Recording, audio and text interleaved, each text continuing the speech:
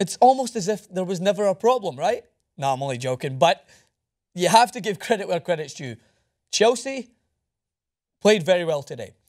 Jose Mourinho made some ballsy decisions, which I have to congratulate. I love to heap criticism on Jose Mourinho, trust me. The guy brings it on himself, the special one. Yes, we know all this. But when he makes right decisions, it's for a reason. And in this situation, it wasn't just his decisions that stood out to me, but it was Chelsea's mentality as a whole. They deserved their win today, 2-0 victory over Porto, and they are going forward into the round of 16. It's a funny old game, this football world. You look at the Premier League, you see Chelsea losing to Bournemouth, you're thinking, right, there's no way they're making it to the last 16, despite the fact that they maybe have a better team on paper. They're just not performing well. No. They go out, perform well at Stamford Bridge, look like the Chelsea of old, efficient in their performance, industrial. They had a sense of endeavour, they had a sense of purpose. They win that game. They go through. Manchester United yesterday, I think I've touched on it in every clip, and I'm going to touch on it continuously, performing okay in the Premier League, struggling for goals. They go out of a fairly easy group.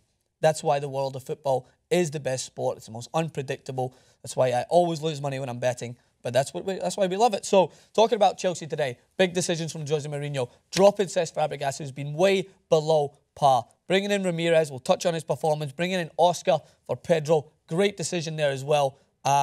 Maybe giving Diego Costa a little bit of an ego boost by starting him in there as well and trying to bring him back to the old ways. It did show signs of it, but I will touch on his performance. And then in the middle of the park, who was that guy? The number 10 for Chelsea today. He looked good. He could be a good player. What's his name again? Oh, yeah, Eden Hazard. That's the Hazard that we've missed. Where have you been? Where have you been, Eden Hazard? Welcome to the party, mate. You weren't fantastic. Don't get me wrong.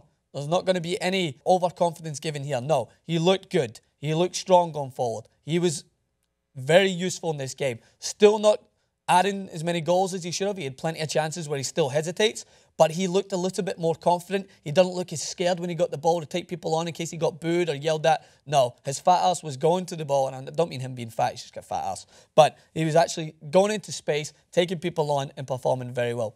At the back, Courtois was fantastic. It's been a lifeline to have him back in. That's why I was even more surprised that they lost against Bournemouth. But at the same time, John Terry went back to the John Terry of old, throwing everything in front of the ball for his team, throwing that dodgy, I will bang your wife man parts in front of the ball. That is what he was doing. He was taking nothing for granted, ensuring that if anything had to be done defensively, he was going to do it. And if he didn't do it, Kurt Zouma was there to cover up. That guy's recovery speed, second to none, can be a great defender going forward, just a little bit immature with some of his decision-making, but at the same time, with that speed, with that strength, he's got to have a future there. Now, I'm not sugarcoating this. I'm not saying that Chelsea are suddenly back, but many people thought that they did come back several games ago. I didn't jump the gun. This game, however, if they perform like this, they will slowly make their way back up the table. This was an assured Chelsea-like performance. They weren't glorious, but they worked hard. They worked for each other. They closed space. They made sure to work as a team. You wouldn't see just one random player chasing the ball all over the place with no one really getting on board. They looked like they had a purpose, and rightfully so. They obviously got their own goal, which was a huge confidence boost against Porto. And then you get Willian, who, amongst the chaos and the darkness of this season, has been a ray of sunshine. He's now got 5 goals in the Champions League. Obviously, he's not going to compete with Cristiano Ronaldo, just banged in 4 goals yesterday. But if you were to take that absurdity away from it, he has been one of the best goal scorers in the Champions League in the group stage, banging in free kicks, a great finish again today, and I think he deserves all the credit. Now, moving up the field, going to Diego Costa, I honestly want to grab him by his curly mop and shake him. Like, what? Why do you need to leave your leg in for Casillas? One, he's your former Spanish teammate. He's a legend of the game. It's not like he's a character where you're like, I just want to mess with him and wind him up. It's Casillas. The guy's a gentle soul. The guy's went through some struggles with the end of his Real Madrid career, one of the best goalkeepers ever. You don't need to trip him up. You don't need to do anything. You don't need to argue. Why are you putting yourself in that situation? I don't understand. I don't understand you. Diego Costa, please come to LA when you're off season. Take some Xanax or something and sit here and tell me, because I need to know why. You put yourself in these predicaments, and it was an okay performance. I said the word before, I'll say it again. He was industrial today. He worked hard. He closed space. He did okay. Not a bad performance from him. But it's still these little signs of immaturity that I just don't get. It's almost too hard to contemplate. But overall, Chelsea again closing out the game. Ramirez in the middle. I mentioned him earlier. I'm going to touch on it now. He allowed Matic to be a little bit more open and fluid with his movement. Matic is the natural holding midfielder, But when you pressure a team, right? I'll talk about this more on tactics in another clip probably. But when Matic would press, he would expect Fabregas to be as balanced and give that sort of sense of relief that if he goes in to win the ball, he has that a sense of assurance that someone behind him will cover if he doesn't win the ball. That doesn't happen for Fabregas because he wanders too far up the field. I think Fabregas, the latter in his career, will start to move more into that kind of attacking midfielder presence where he won't have to track back as much. But ballsy decision from Mourinho to drop Fabregas, who was the best midfielder in the league last season, I felt. But putting in Ramirez in there, he looked great. He looked like to provide everyone with a sense of assurance that he would cover. And then finally, the last performer that I'm going to say that I have to give credit to was Oscar.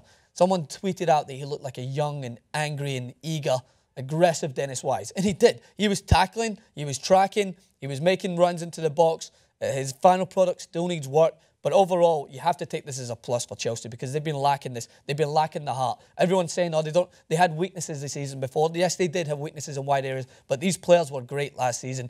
And for some reason, they just didn't want to perform this season. They were complacent. Now that in this game, they showed signs. I'll have to wait until the weekend, see how they perform, see if they're really back in action. But who knows? But overall, great result, and they qualify. So let me break down some of the other things that happened in the Champions League before we end this clip.